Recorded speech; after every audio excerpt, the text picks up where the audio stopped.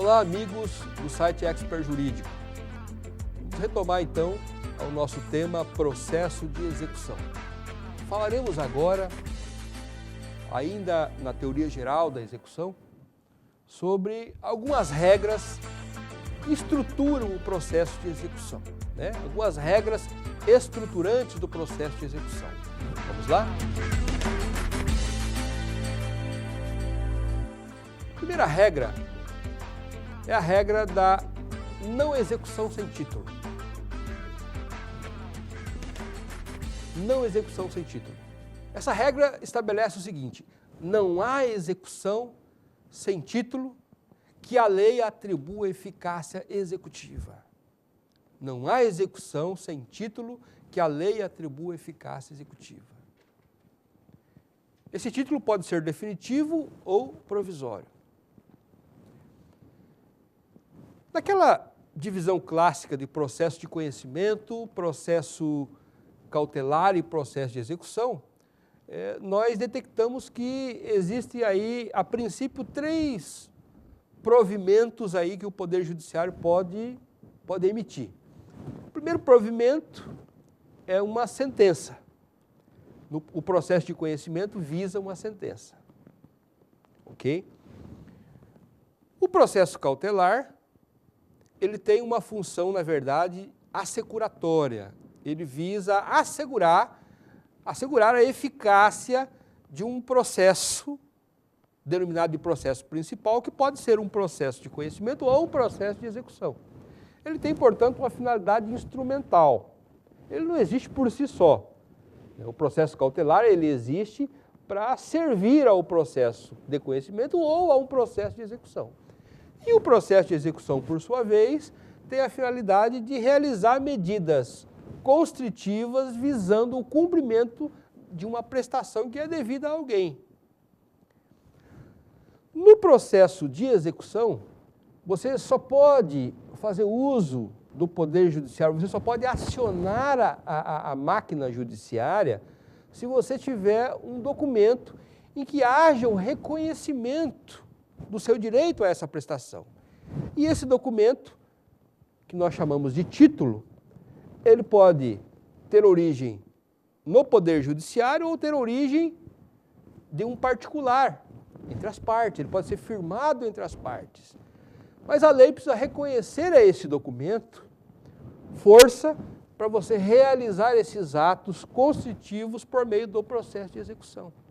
Então, portanto, não existe processo de execução que não esteja aparelhada em um documento, seja ele de natureza judicial ou de natureza extrajudicial, que a lei atribua força para a realização desses atos constitutivos. Então, a primeira regra que estrutura o processo de execução é essa. Não há como eu optar por uma ação de execução se eu não tiver um título reconhecido por lei que me dê esta força de acionar o Poder Judiciário por meio dessas medidas. Ok? Então, se eu não tenho esse título, se eu não tenho esse documento, eu preciso conquistar. E para conquistar esse documento, aí eu tenho que me valer do processo de conhecimento. Então, o processo de conhecimento nada mais é do que uma medida judicial, uma modalidade de procedimento, onde eu busco, perante o Poder Judiciário, o reconhecimento do meu direito, por meio de uma sentença. E a partir do momento que há uma sentença reconhecendo esse direito, aí eu já tenho o título. E aí eu posso fazer uso das medidas executivas. Muito bem. Então, voltando, não há execução sem título, que a lei atribui eficácia executiva. Então, das três ações de conhecimento, cautelar e execução, eu só posso fazer uso da ação de execução se eu tiver aparelhado de um título. Se eu não tiver esse título, eu não tenho outra opção a não ser conquistar esse título. Como é que eu conquisto? Procurando aí o meu devedor e firmando com ele um documento que a lei reconheça essa eficácia, ou, se eu não conseguir isso espontaneamente, eu posso ir até o judiciário por meio do processo de conhecimento e buscar esse título. Que aí será um título judicial, porque será por meio de uma sentença. Muito bem. Segunda regra estruturante do processo de execução. Disponibilidade da execução. Bem, essa regra preceitua que o credor, ele pode dispor da execução. Na verdade, o credor, ele é o dono da execução. Ele pode, se ele quiser, não propor a ação. E uma vez proposta a ação, se ele quiser, ele pode desistir dessa ação.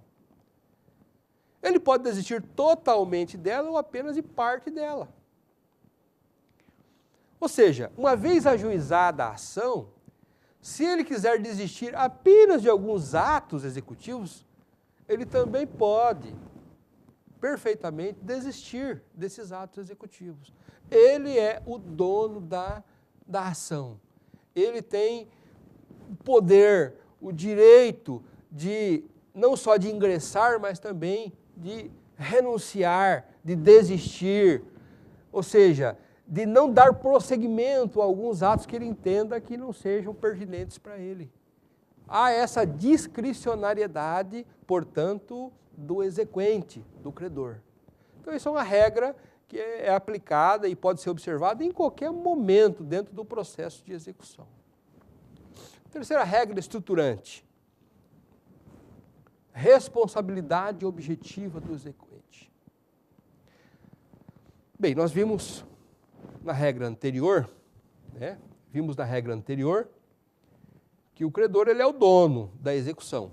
Ou seja, se ele quiser não propor a ação, ele pode não propor. Se ele quiser, depois de proposta, desistir dela, pode desistir. Se ele quiser desistir apenas de alguns atos, por exemplo, fez uma penhora sobre um determinado bem, ele quer desistir dessa penhora. Eu não quero, esse bem eu não quero que ele vá, eu não quero adjudicar ele, eu não quero esse bem para mim e também não quero que esse bem seja vendido. Eu quero um outro bem, eu quero penhorar um outro bem. Ele pode? No princípio pode. Ele tem essa liberdade, ok? Mas quem tem direitos também tem deveres, também tem responsabilidade. E o princípio da responsabilidade objetiva do exequente prevê que qualquer prejuízo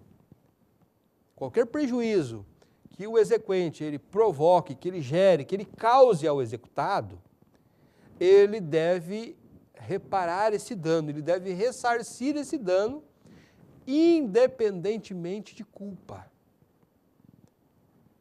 Lembram-se da teoria do risco?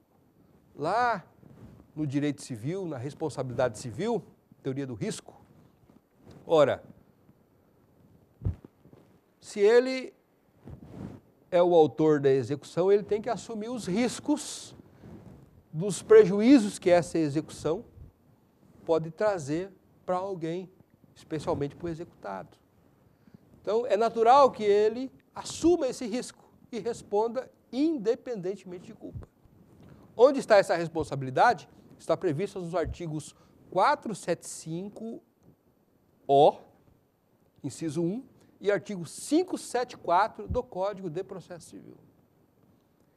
Ali prevê essa responsabilidade. Um detalhe importante. Uma vez detectado o prejuízo, detectados os danos gerados aí por qualquer atitude abusiva por parte do exequente, o próprio juiz da execução vai fixar o dano, a responsabilidade, vai reconhecer nos próprios autos, e aí, feita a apuração, ele vai poder, inclusive, fazer a cobrança nos próprios autos da ação de execução a respeito dessa reparação que o juiz ele poderá reconhecer. Ok? Então, só voltando então novamente a esse princípio para poder frisar bem.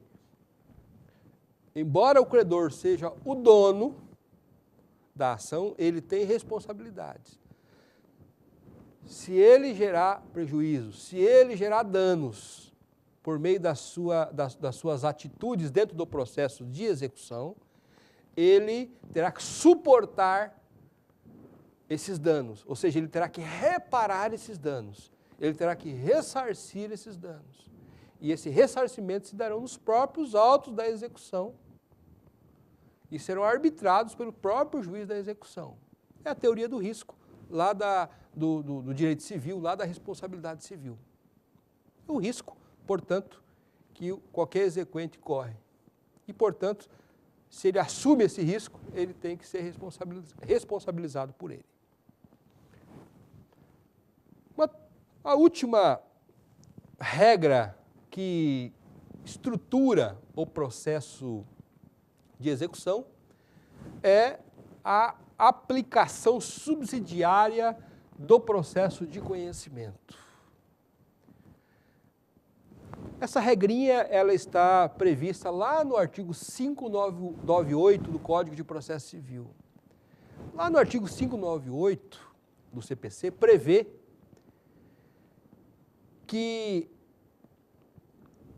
em razão de não existirem regras específicas sobre determinados temas no Código de Processo Civil, na parte que trata da questão do processo de execução, é perfeitamente possível que o juiz, diante dessa omissão, ele aplique regras do processo de conhecimento.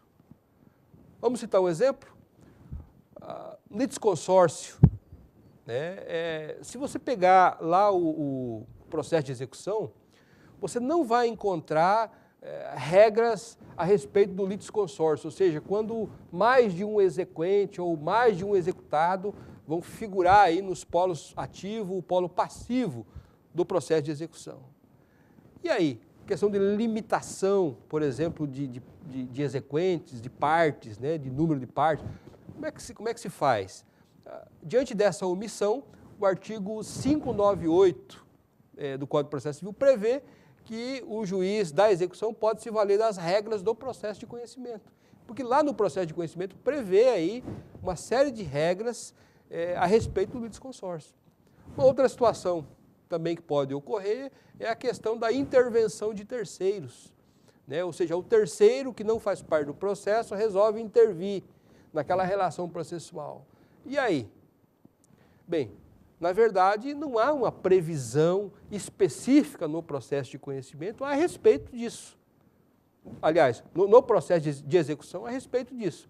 O juiz, diante desta omissão, pode perfeitamente fazer uso das regras previstas para o processo de conhecimento e aplicar para o processo de execução. Então, a aplicação subsidiária é uma das regras, portanto, que servem para estruturar o processo de execução. Muito bem. Obrigado mais uma vez e até a próxima aula.